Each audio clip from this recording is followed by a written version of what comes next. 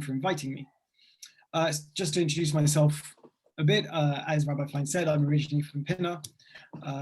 Grew up, went to Bnei Akiva, went to Bnei Akiva camp, did a degree at University of Leeds, a master's at London School of Economics, made Aliyah 16 years now, unbelievable. And I started off actually in the world of Hasbara at the Israel Project, if you've heard of it. Well, actually, unfortunately, it's a now defunct organization, but that was an organization dealing with the foreign media in Israel. I worked at NGO Monitor. I served for a year in the IDF Spokesman's Corps. And for the last 9 years, I've been a reporter for the Jerusalem Post. I deal with the ultra-Orthodox, the Haredi community. I deal with the Jewish diaspora. I write about Israeli politics. I've covered the last 3 elections. I actually asked for time off the politics beat for this coming election because I was a bit politicked out, although I will still be covering the Haredi parties and probably some of the religious Zionists, the Dati Leumi parties. And I generally have a lot of fun doing what I do. I also do cover foreign affairs. My master's at LSE was in international relations. And so I've often written about Israel's foreign affairs for the Jerusalem Post, the Iran deal, settlements and the conflict with the Palestinians and so on. So that's me. The topic this evening, as was advertised and as Rabbi Fine said, is what the impact of the Biden administration will be on Israel. And I focused my remarks on, firstly, I want to look at what the general tenure of the relationship will be as I think it will pan out.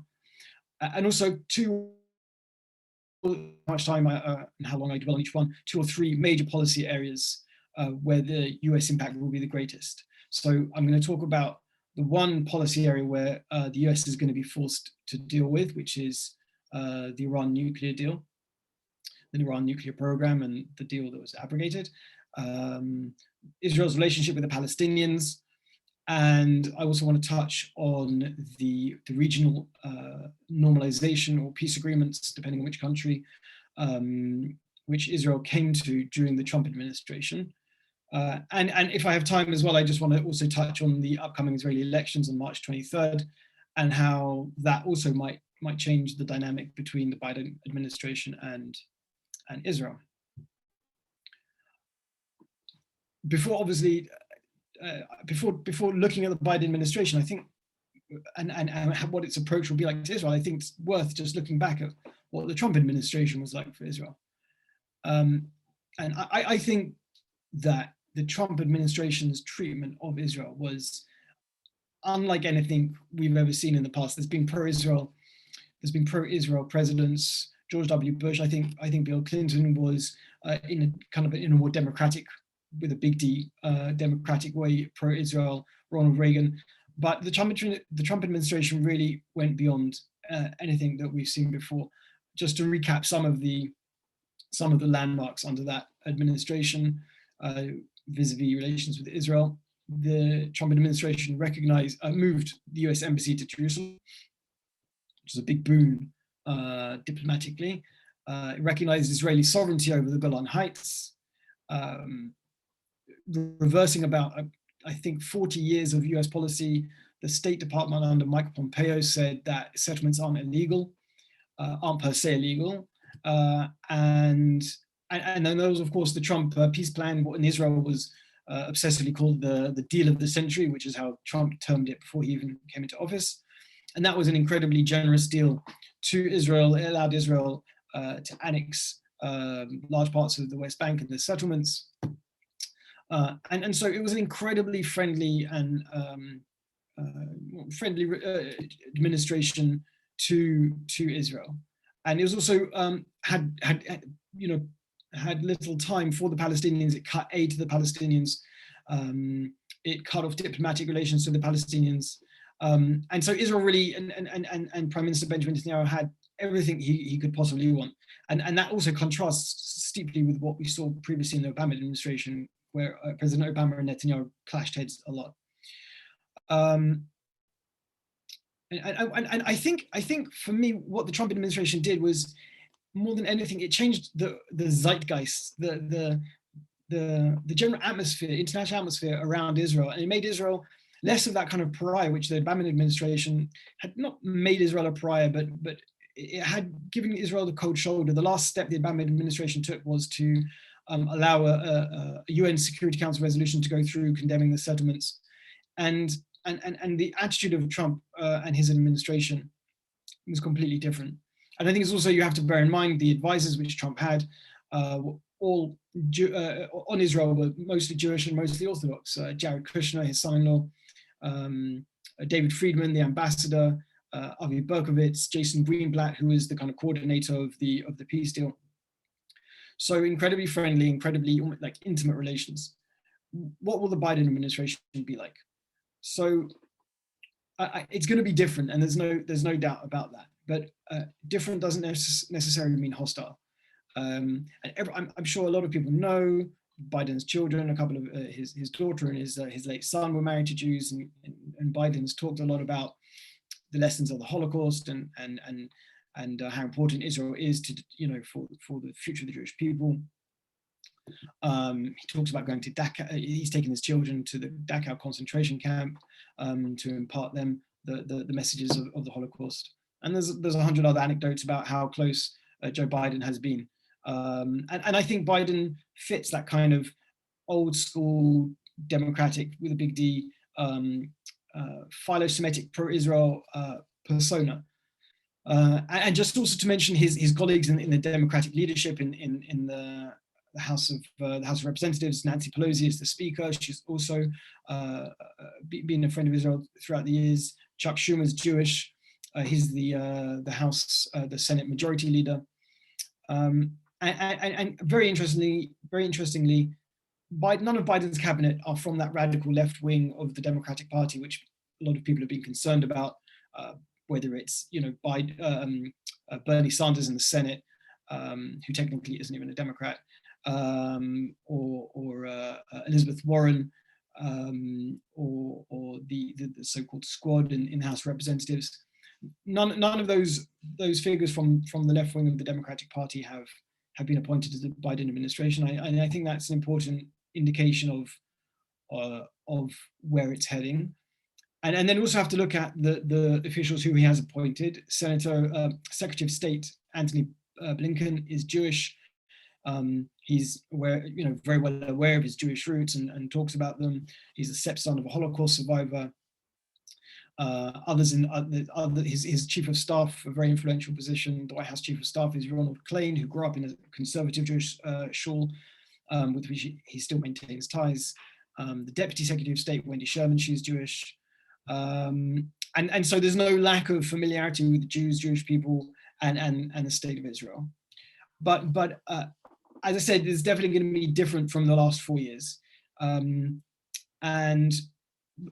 whereas, as I said, all the Trump administration officials who advise on Jewish issues and Israeli issues were Orthodox, the Biden administration officials are all from that liberal, progressive, non-Orthodox American Jewish establishment, which has always been, very supportive of the Democratic Party. And progressive Jews, sometimes there's a bit of a misnomer. They're very liberal but they are progressive, non-Orthodox US Jews are very Zionist. They've always been the backbone of organizations like AIPAC, the American Jewish Committee, the Anti-Defamation League, all those venerable old school US Jewish organizations, donated billions of dollars to the state of Israel. So they're very wedded to the state of Israel. And there is going to still be that almost reflexively American pro-Israel position, which is reflected, I think, also in a lot of the politicians and also in public opinion, which is pro-Israel in America to a large degree. But having said that, these advisors are not like the David Friedmans or the Jared Kushners. They're not pro-settlements. And there's more of that inclination to focus on religious pluralism, which is something which the last 10 years of Israeli governments have tried to ignore or push aside. And another crucial difference between the Trump administration and the Biden administration is that the Trump administration was, perhaps people don't appreciate this, was massively influenced by the evangelical Christian pro-Zionist movement.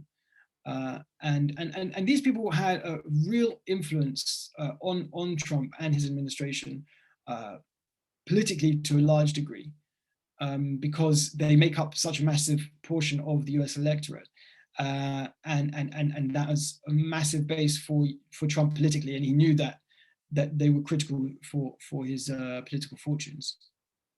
And if you just think about some of the top officials in the Trump administration, the Secretary of State, Mike Pompeo, he's an evangelical. And of course, he was the one who under him, the State Department determined that settlements aren't illegal. Mike Pence is an evangelical. Trump himself is not an evangelical.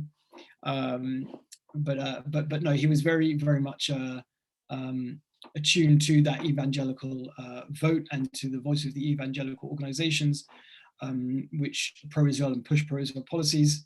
And Trump even himself said during the campaign, the presidential campaign, he said that he moved the US embassy from Tel Aviv to Jerusalem. He said, I did that for the evangelicals. And that gives you an idea of how important that lobby was on the Trump administration's stance towards Israel. And I think it's very important to recognize that pressure will not be felt at all by Biden, because the evangelicals, 80% voted for Trump in 2016 and 80% voted for Trump in 2020. And so that's not a political consideration for Biden at all. And that ardor of their pro-Israel, of their pro-Zionism, will not be there. And I think that will be expressed. So let's move on to the just one other two things. First, Rabbi Fein, let me just mention that firstly, I mean, President Biden faces an incredible inbox: COVID and the economic impact in the US, with the EU. Climate change is a big issue for President Biden. So I don't think that Israel, to a large extent, is going to be a big priority for President Biden. Now, Rabbi Fein mentioned the phone call, that infamous phone call, which hasn't happened. Just to start off on the other side of the ledger, President Obama phoned Ehud Olmert, the former Israeli Prime Minister, 48 hours after he entered office. And President Trump spoke with Prime Minister Benjamin Netanyahu 2 days after the inauguration. So now we're more than 2 weeks into the Biden administration, and Oigewalt still haven't had a call. So is this the kind of terrible disaster of relations? I don't think so. I really don't. Netanyahu did speak with President Biden after Biden was declared the victor in the election, and quite a few foreign leaders didn't get to do that. So that's one indication that there isn't some kind of horrible disconnect. And the US Secretary of State, Antony Blinken, spoke with Israeli Foreign Minister Gabi Ashkenazi. The US Secretary of Defense spoke with his counterpart, Benny Gantz, and the US National Security Advisor spoke with his counterpart. So, there's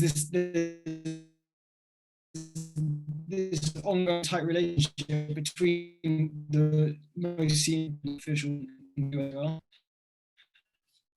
I don't think they've phoned Netanyahu yet presages some kind of cold shoulder which Biden is giving Israel. Maybe it's better. It is perhaps significant that he hasn't called, unlike his predecessors. But maybe it's better to look at the situation as kind of more a return to normality.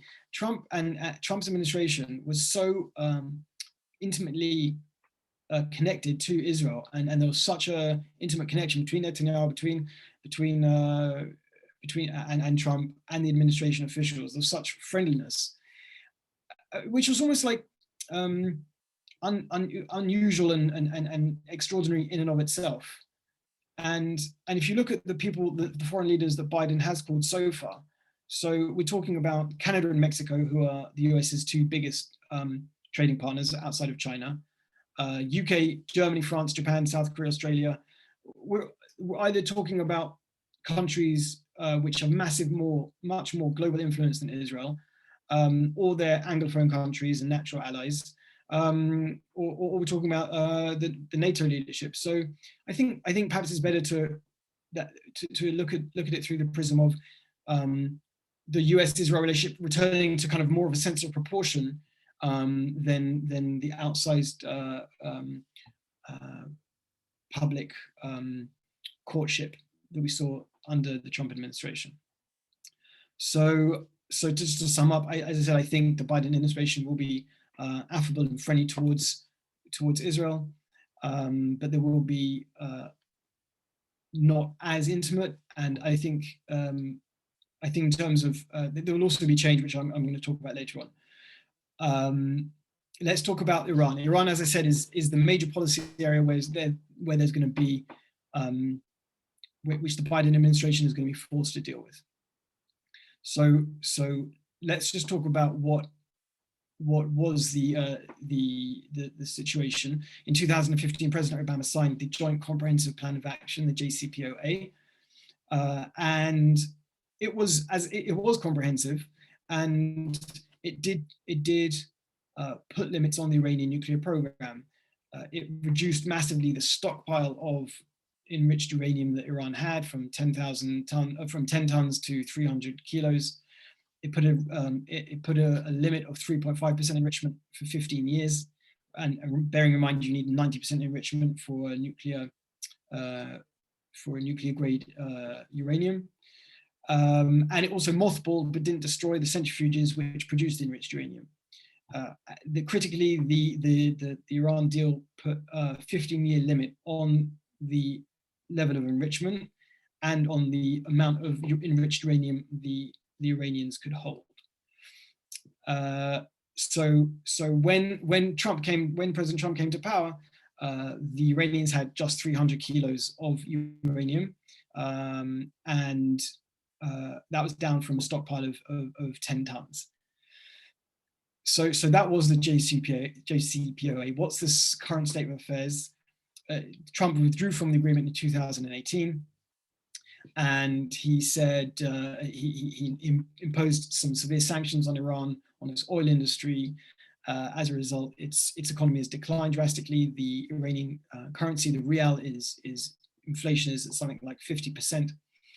So the Iranians are hurting very badly. As a result, they started to increase enrichment again. They've now got I think over 2 tons again of enriched uranium, and of that 250 kilos is 20% enriched. Now 20%, you need 90% enrichment for nuclear weapons grade uranium, but the hard work is getting from 3.5% to 20%. So they have 250 kilos of enriched uranium, and the presumption is that it's not going to take very much longer for them to have enough enriched uranium to have enough for a nuclear bomb. So the US Secretary of State, Antony Blinken, said that they would have enough uranium within a few months. And actually, the Israeli Energy Minister Yuval Steinitz, was slightly more conservative, and he said they would need about at least a year or 2 years to have enough uranium for a bomb. No, I'm sorry. Excuse me. 6 months. The Israeli Energy Minister said they would need 6 months to produce enough uranium to make a bomb, but it would take 1 to 2 years for it to be weaponized to put onto a missile and for that to be an actual threat. So where does that leave us? I just want to mention some recent very extraordinary remarks by the current IDF Chief of Staff, Aviv Kochavi. He said that about a week or so ago, he made a speech, and he said that he had ordered, I'm quoting, a number of operational plans, which is basically to be drawn up, which is basically a not very subtle reference to a plan to have a bombing campaign against the Iranian nuclear program. And he said the government will, of course, be the one to decide if they should be used, the plans, but these plans must be on the table, in existence, and trained for. It's very unusual for a serving general, a senior IDF officer, to say something like that. and he made his remarks became even a bit more political. He said the Iran of today is not Iran of 2015. There's a lot of economic pressure on them because of the American sanctions. He said these pressures must continue no matter what happens. Anything that releases that pressure gives them oxygen, gives them air, and will allow them to continue to violate the agreement. So we see it's unclear why Kochavi made those remarks, but it was definitely kind of a challenge to the US administration and not one that was necessarily appreciated. What does the US want? So what does the US want? So just this evening, there was a big development on this, and Biden had an interview on CBS, and he said, he was asked directly, let me just back up a moment. This morning, the Ayatollah Khamenei said, just can't find it right now, but basically Ayatollah Khamenei said, the US is the one which pulled out of the agreement. They have to be the ones to remove those sanctions which have hurt Iran so badly, and then we can talk about coming back into compliance with the Iran nuclear deal. So Biden was asked about this evening, and he said we will not. He was asked whether or not the US will lift those sanctions first on Iran in order for Iran to then come back into a compliance, and he said no, they would not do that. And the interview hasn't aired in full yet, but those remarks are very telling, because one of the major Israeli concerns was that leverage which the Trump administration created through those sanctions would just be dispensed with immediately by the Biden administration, because after all, Trump was the one to withdraw from the agreement first.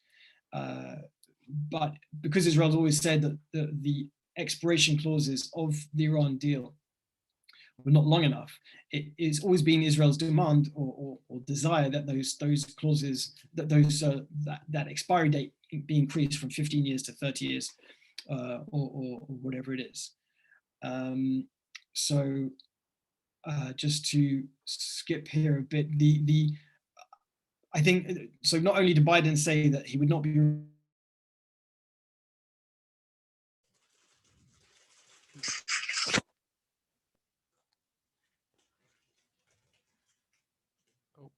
would do the same and come back into compliance itself. And the same is true of the Secretary of State, Antony Blinken. He's also said this on several occasions, that the US does not think that it is not the Biden administration's position that they will remove the pressure, remove the sanctions, and then have the Biden and then have Iran and then wait for Iran to come back into compliance. They want Iranian compliance first, and then they'll talk about coming. Then they'll rejoin the JCPOA, the nuclear deal, and at the same time It's just, Jeremy, it's just fascinating. I don't know if Rabbi Elchanan wants to weigh in on this. Just the Iranian thing is like something just like lurking, completely lurking. Does Jeremy, what's, if I can just ask, oh, can you hear me, Jeremy? Yeah, yes. Sorry, just to fill in one piece, if that's okay. Firstly, your knowledge on all of this is incredible. The diplomatic relations between America and Iran themselves. Do we know where that is in the puzzle? Well, I mean, it's early in the administration, and there hasn't been any direct contact between the Biden administration and Iran so far. Biden himself hasn't spoken to any leader in the Middle East so far. So I don't think there has been any. There's been no overt public direct contacts as yet. If does that answer your question? Perfect. Yeah, good. It's just amazing that also they hasn't had any contact with the Middle East effectively. Yeah, I mean, I think that's true, and I think it also points to where his priorities lie. As I said, there's so many things on his plate, especially on the international arena. Just going back to what I was saying, the outcome of Iranian nuclear standoff. I think it's important to ask what is achievable and what leverage actually exists. At the end of the day, Iran has its nuclear program is spread around the country. It's got multiple enrichment sites. Some of them are hardened and fortified and underground. So dealing with it militarily would be difficult for the US, not as difficult as for Israel. But you always have to bear in mind that it would cause a massive regional conflagration. Hezbollah is on Israel's northern border and has 100,000 rockets and missiles, and is obviously an Iranian proxy, and that's a big strategic threat to the state of Israel. Military options are not necessarily, and possibly very possibly a negative concept. And the other idea is, what happens if you bomb? You can't bomb knowledge. This knowledge exists in Iran with Iranian scientists, and so bombing might be a last resort, but I think the Iranians understand this, and at the end of the day, they're the ones sitting on 2.5 tons of uranium, and for all its faults, that one of the benefits of the Obama administration's JCPOA deal was that it got rid of 10 tons nearly of uranium, and there was a strict inspections regime, and we knew the international community knew to a large extent what was happening and could monitor the situation. I think the best outcome that Israel can expect, and perhaps what the Biden administration will be aiming for, as they've said, is to re-enter the deal, get back that inspection system, which still exists actually, although the Iranians have threatened to cut it off this month, but to reduce again the stockpile of uranium, which will increase the nuclear breakout time for Iran, and extend the expiry date beyond the 15 years from 2015, which will be 2030, so to extend it to 2040. And some IDF officials, when the deal was signed, they were saying, okay, so it's not perfect, but it pushes the issue down the road, and maybe that's the best we can expect. So that's Iran. I've really got to move on because I'm running out of time. I just want to talk. So let me talk about Israel and the Palestinians. I don't think this is going to be high on Biden's agenda at all. As we've already said, he's got a lot on his plate, and Israel-Palestinian negotiations requires shuttle diplomacy. We saw from John Kerry going back and forth, intricate negotiations, maps, refugees, settlements. It's very complex, and there's not a high likelihood of a positive outcome. Palestinian President Mahmoud Abbas loathes Netanyahu, and Netanyahu has zero interest in anything beyond the status quo, and especially because he's politically weak because of his court cases against him, and the political trouble he's had because of COVID-19. He's not going to want to anger his right-wing allies. So I think the Biden administration understands this.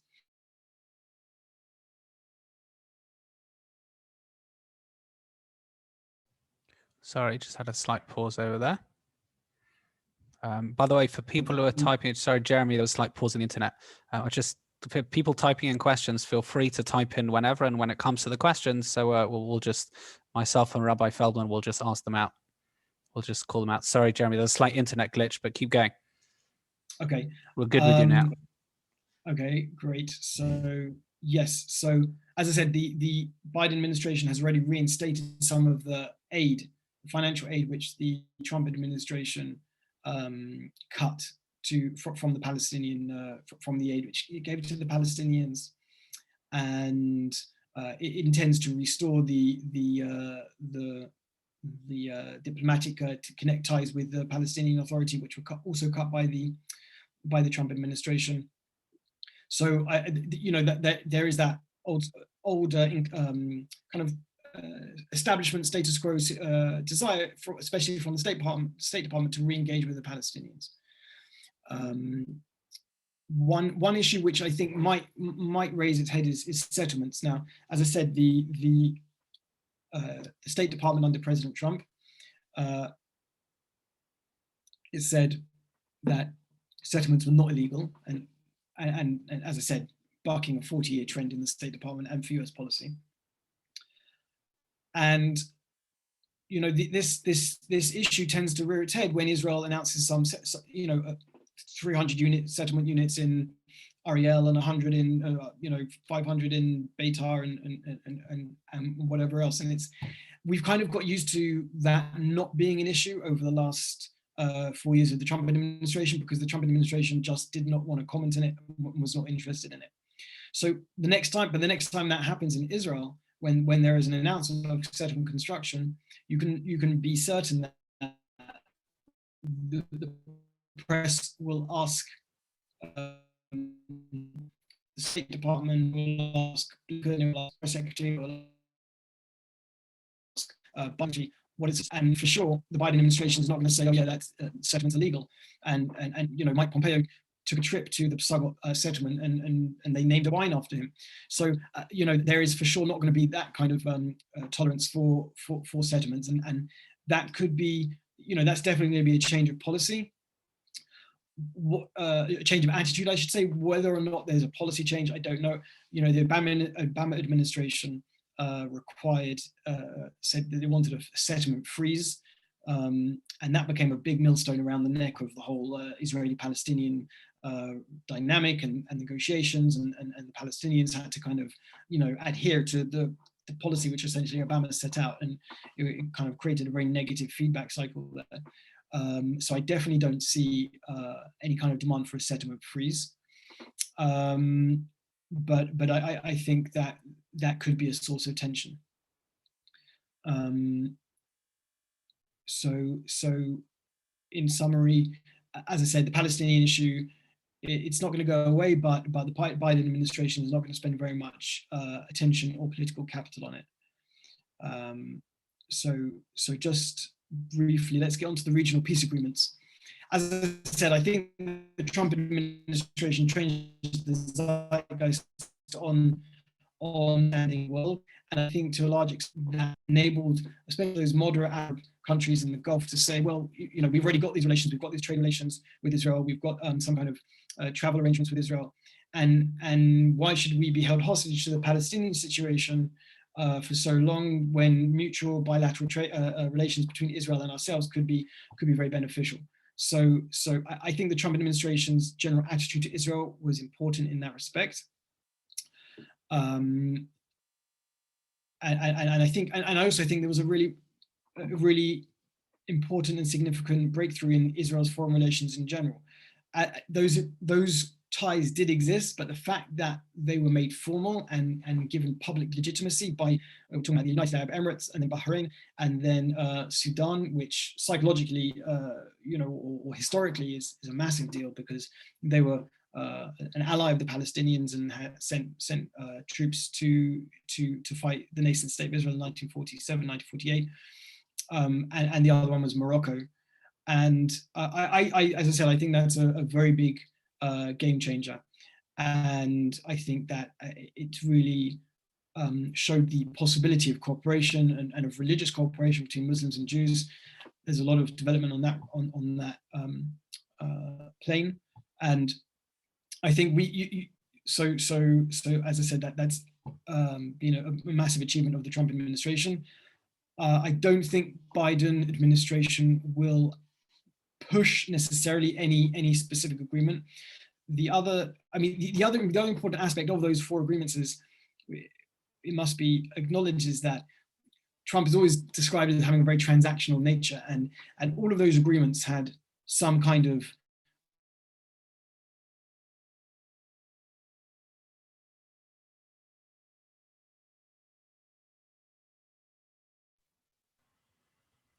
I can see lots of questions coming. Sorry, Jeremy, there was a slight pause again.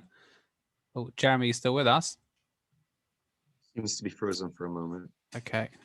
I think that's for dramatic effect, Rabbi Elchanan. What do you think? Well, I'm really hoping it's a bit of a cliffhanger, isn't it? Okay. Are you with me? Yes, just about. Okay, Sudan, as I was saying, Sudan the US removed Sudan from its from its list of state sponsors of terror. So that was a very big, and that opens up a lot of financial benefits for Sudan and Morocco. Trump recognized Moroccan control over the Western Sahara. So there's no way that Biden has that kind of transactional perspective on foreign policy, and that might be a hindrance to any further developments. Especially that everyone talks about the big prize being Saudi Arabia, and Saudi Arabia indicated its kind of growing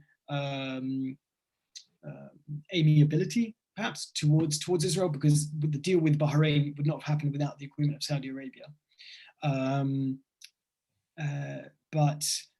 And Saudi Arabia also allowed El Al to fly over its territory to the United Emirates and Bahrain and beyond. So there is, and Netanyahu also met with the real power behind the Saudi throne at the moment, the Crown Prince Mohammed bin Salman. So there's all these overtures. Whether or not there can actually be a big breakthrough with Saudi Arabia, I don't think so, because the current king, he's kind of still, he's that older generation, is wedded to the traditional, let's have a Palestinian peace deal with Israel, and then there can be recognition. So I don't think that there'll be a formal agreement with Saudi Arabia, but maybe some lower level kind of cooperation agreements below the radar somehow might be a development with Saudi Arabia. And the other two countries which are talked about, which might make some kind of a normalization agreement with Israel, would be Indonesia, perhaps Oman, even Qatar. But the Biden administration and anti-Blinken have spoken very warmly about these accords, these peace deals. Blinken in particular, he said we support them and we want to foster them and promote them. So I want just coming back to the Iranian to kind of complete the circle. Biden, in his recent foreign policy speech, he didn't talk about Israel, but he talked about Saudi Arabia. And on the one hand, he was critical of Saudi Arabia, and he said, we're going to stop any support for the war in Yemen, which Saudi Arabia essentially has been prosecuting against the Houthi rebels, which are backed by Iran. But on the other hand, he said, we're going to stand by Saudi Arabia and the other challenges it faces, including from he didn't say Iran specifically, said Iran-related kind of forces. And so I think that's critical in looking at that alignment of the coalition between Israel and the Gulf Arab states, and including Saudi Arabia against Iran. And I think by saying, we're standing with Saudi Arabia against Iran, Biden saying we're not going back to that Obama administration era of kind of like elevating Iran almost, but we're going to continue that alliance and that coalition, regional coalition against Iran. And I think that's something which is critical for Israel, and might be seen as something which could allay any fears that Israel might have of the Biden administration. So that's about 40 minutes. Do you want me to talk about the Israeli elections, or should we go to questions? Oh, that's a question of itself. Rabbi Feldman, any strong opinions here? Yeah, I think we'll, because there are so many questions that people have already put in the chats, maybe information about the election, what it means with the new Biden administration, we could kind of throw in if they become relevant. I suppose, Jeremy, just for me, thank you so much for your really brilliant clarifications and explanations on so much which is unknown that we care deeply about. I can see from the chat so many questions which are being brought up. I suppose my question really is, maybe just to kick it off, we've seen how much Israel has benefited from a warm relationship with the Trump administration. Do you think that Israel cares particularly that much about having a continued strong relationship with America, both the Israeli government and also the Israeli citizens? And what's their view on now that Biden's in? You haven't really touched on that part.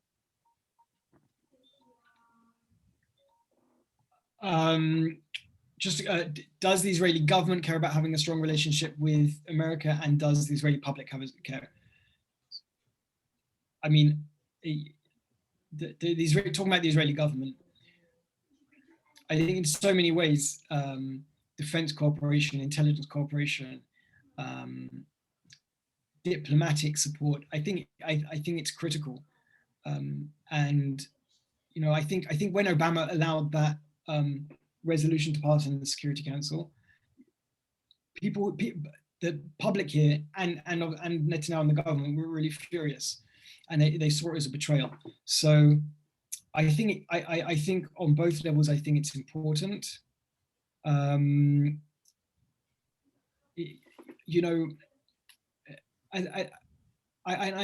do think I really do think that it does have an impact. As I said, Israel during the Obama administration, Israel found itself very, very isolated. Obama forced Bibi essentially into making the Bar-Ilan speech in 2009, saying he supported a two-state solution, which he is just loath to do, and Israel found itself kind of isolated in a hostile age, and under Trump,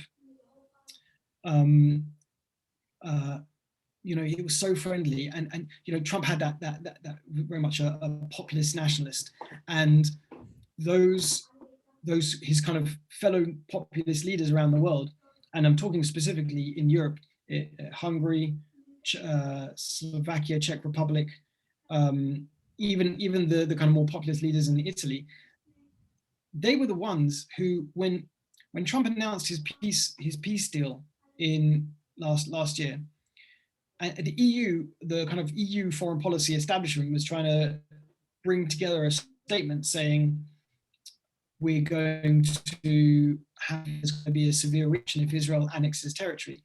We're going to have, there'll be implications for Israeli trade with the EU. And those leaders in Hungary and Italy and Czech Republic, and I think there was three which were known, those three, and three which weren't known. And they stopped that any kind of joint statement saying there'll be repercussions on this EU-Israeli trade. And I think that shows how important the US stance is for Israel. So I think that going forward, that relationship with the US is critical for Israel, and it is important for the government. And I think obviously Trump was very popular with the Israeli public, but I think Israelis do like the knowledge that the US is supportive. Jeremy, thank you very much. Loads of questions coming in here. In terms of maybe the younger Iranians, question from Graham, we're seeing possibly less anti-Israel events taking place. Is there any type of feel that maybe the younger generations might be less interested in an open conflict between Israel and Iran at this time? Definitely, but I think more than that, young Iranians are not interested in all the foreign adventures of the Iranian government. There are rallies, there's, it was last year and also 2019, there's been a series of demonstrations and unrest in not just in Tehran, but also in the provinces. And there have been slogans like, we need money for food and we need money for Iran, not for Palestinians. I think that, and that has become an increasingly loud sentiment there. So there is definitely, the Iranian economy is collapsing. GDP is lying, went up. I think it's currently about 45-50%, and this affects, has real effect on Iranians, on young Iranians, on their future. And I think that there is definitely a decline, or a vocal decline in support for anything that doesn't have to do with helping Iranians. Whether or not, I don't think the Iranian government is particularly attentive to that, and we've seen that they've put down those demonstrations, fiercely and brutally. But it's hard to say how much of an impact that kind of public opinion has when the regime remains so ideologically hostile. Yeah, and just to, Leslie, want to just expand a little bit upon with the new Biden administration. how will he feel, or how will they feel about promoting further the Abraham Accords with other Islamic nations, whilst Israel-Palestinian situation still remains in limbo? Any thoughts on that, or any continued relationships? Can you hear me, Joe? think, no, can you just repeat that? Yeah, sorry. Apologies. The Biden, Leslie reads as follows: do you think that the Biden administration will promote the Abraham Accords with other Islamic nations, as Obama refused to do, without resolving the Israel-Palestinian situation? No, I don't think there'll be any hindrance from the Biden administration. Definitely not. Anthony Blinken, as the Secretary of State, said, I've got a quote here: "We very much support the Abraham Accords. We think that Israel normalizing relations with its neighbors and other countries in the region is a very positive development, and so we applauded them. We hope that there may be an opportunity to build on them in the coming months and years ahead." And that was a week or so ago. So I think Blinken is supports them. I think Biden supports them, but I think Biden also he acknowledges, or he thinks that there should be progress with the Palestinians, and I don't think the Biden administration will have any tolerance for any idea of settlement, annexation, or anything like that. But I definitely don't see any kind of efforts to stymie any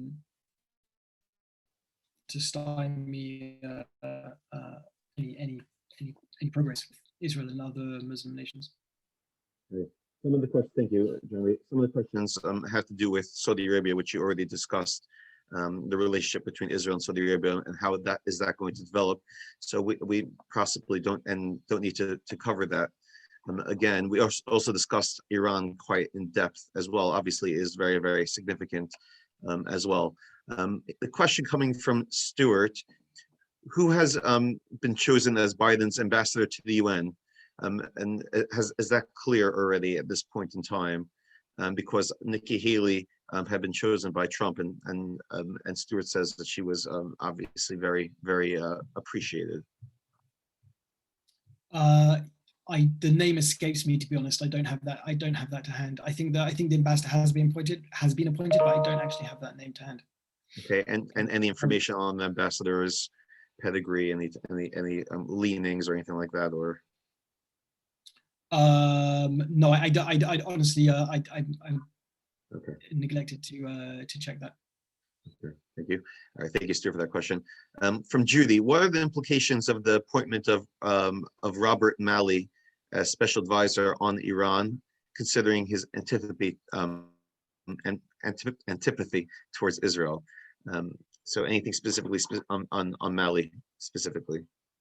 I think he was the architect of the Iran deal, but it depends how you look at it. And there was officials in Israel who didn't think that the Iran deal was the most disastrous idea ever to emanate in international relations, and it wasn't. Obviously, President Netanyahu was very opposed to it, but there was elements within the national security establishment in Israel who didn't think it was worth the political conflict with the Obama administration, which Netanyahu engaged in. So Malley, yes, he was the architect of that agreement, and yes, its provisions weren't as good as Israel would have wanted. But I don't know if one appointment is going to color and reflect the entire attitude of the administration. And at the end of the day, he's also going to answer to Anthony Blinken, the Secretary of State, who we've discussed, and who answers to Biden as well. So I understand why people might be concerned about that appointment, but I don't think it's something which should be taken out of proportion. Obviously, Vivian wants to know. Obviously, it's a funny relationship with the evangelical Christians in Israel. We and they're the ones, obviously, under Trump, more and less under Biden, that have helped contribute to a good relationship between them, between America and Israel.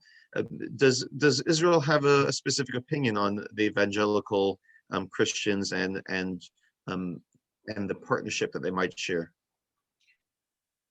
Does Israel have a specific opinion on the evangelical Christians and what? And the relationship which they bring to the table?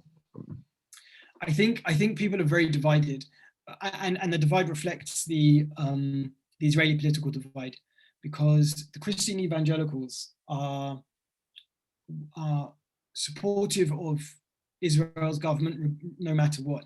And for the last decade, that's been Prime Minister Benjamin Netanyahu and his mostly right-wing religious coalitions, or if inclined, right-wing inclined. And that is included, so we've seen expansion of the settlements and a lack of willingness to engage with the Palestinians.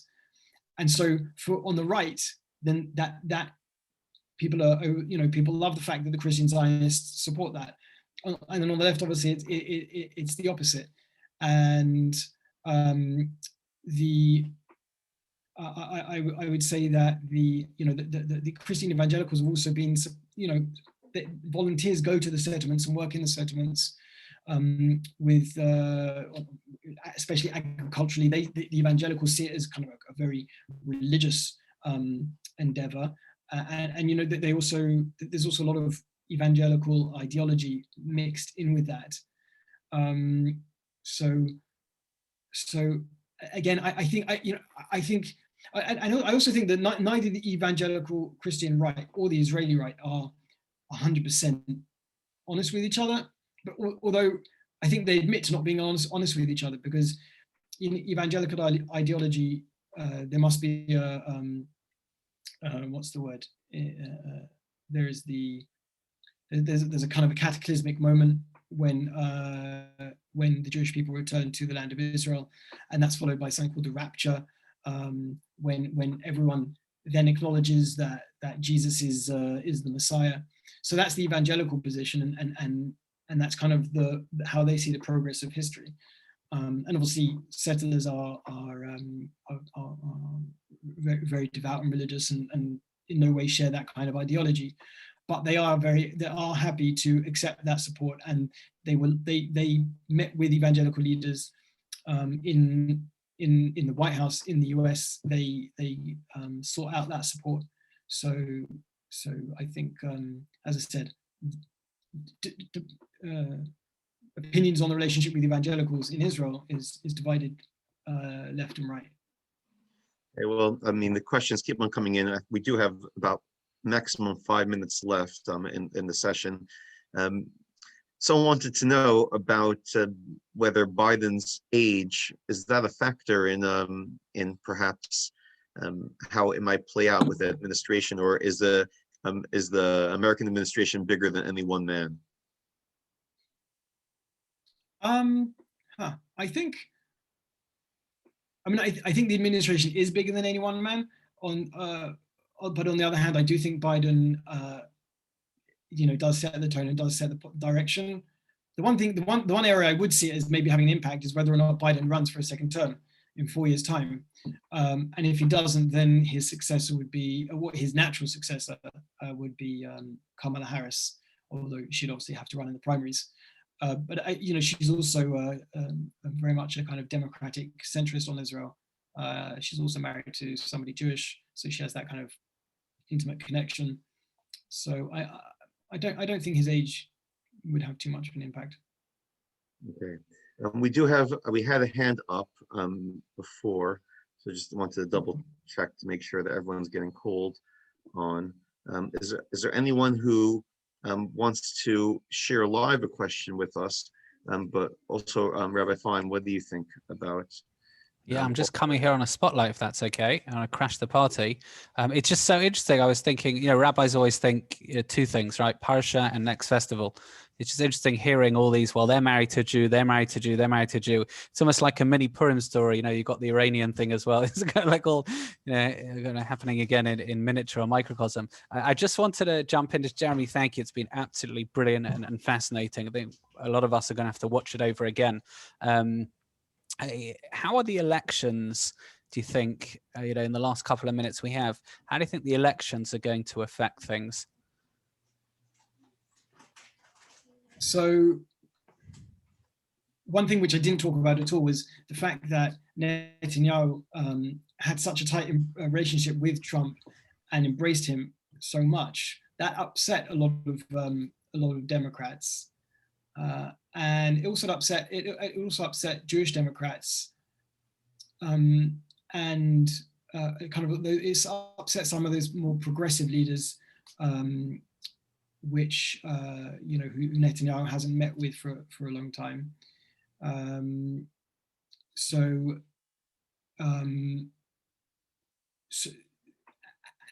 some people are speculating that the lack of phone call is the fact that Netanyahu jumped in feet first to that relationship with Trump, and it's kind of reflecting Democratic disappointment. So if Netanyahu would not win the election, maybe relations would be better. I don't really know, and it's possible that it would make it slightly easier. But I think Biden, in 2010, Biden came to Israel as the vice president, and